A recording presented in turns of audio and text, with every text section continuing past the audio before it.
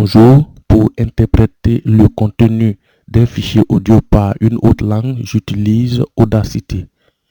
Audacity que nous pouvons télécharger entre autres sur ce site internet.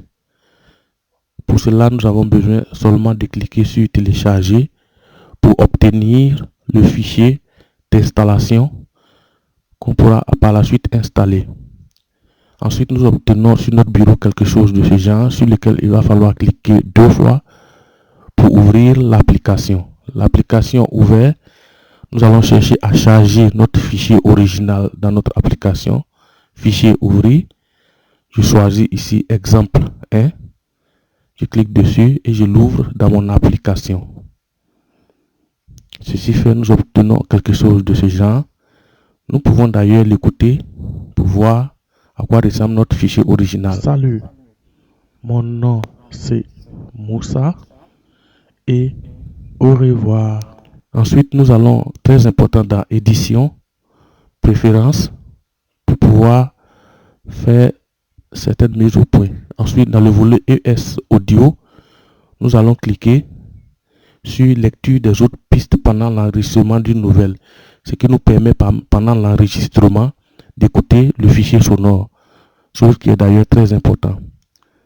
Après, il ne nous reste plus qu'à commencer l'interprétation, donc l'enregistrement de notre interprétation sur l'original. On clique sur enregistrer et hop, on est parti. Salut, hello, mon nom c'est Moussa et goodbye. Au revoir. Nous voyons ici que les voix se chevauchent. Le français et l'anglais, on n'arrive pas vraiment à distinguer. On n'arrive pas à savoir ce qui est dit ou qui n'est pas dit dans l'autre langue. Donc nous allons chercher à diminuer le volume du fichier original. J'ai voulu ici sauvegarder ce que je vais l'arrêter pour pouvoir faire certaines manipulations. Mais je vais encore écouter une dernière fois pour voir un peu ce que ça donne. Salut, hello, mon nom c'est Moussa et goodbye. Au revoir. Donc nous allons d'abord dans un premier temps cliquer sur le i pour pouvoir marquer le fichier original. Bouton gauche de la souris, maintenu appuyé et tirer dessus pour marquer tout le fichier. Ensuite, nous allons cliquer sur l'enveloppe et automatiquement nous obtenons des traits bleus au-dessus sur lesquels nous allons cliquer pour faire des marques. Et à chaque clic, on obtient un point blanc comme vous pouvez l'observer.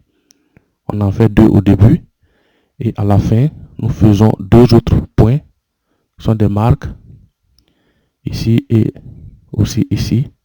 Et ensuite, nous allons cliquer gauche avec la souris et maintenu et le tirer vers le bas pour diminuer le volume du fichier original. Exactement comme cela.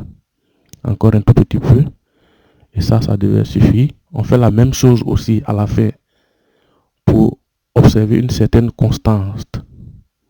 On tire aussi de la même chose et hop, ça doit être prêt. Oui, c'est bon comme ça. Nous allons l'écouter pour voir un peu ce que ça donne. Salut, hello, my name is Moussa and goodbye. Je crois que tout va bien. Nous allons d'abord ensuite sauver ce que nous venons de faire par fichier, exporter comme MP3. Nous allons donner un nouveau nom à notre fichier pour ne pas le mélanger au fichier original. Nous allons prendre par exemple traité et ensuite sauver et le tour est fait. Je vous remercie.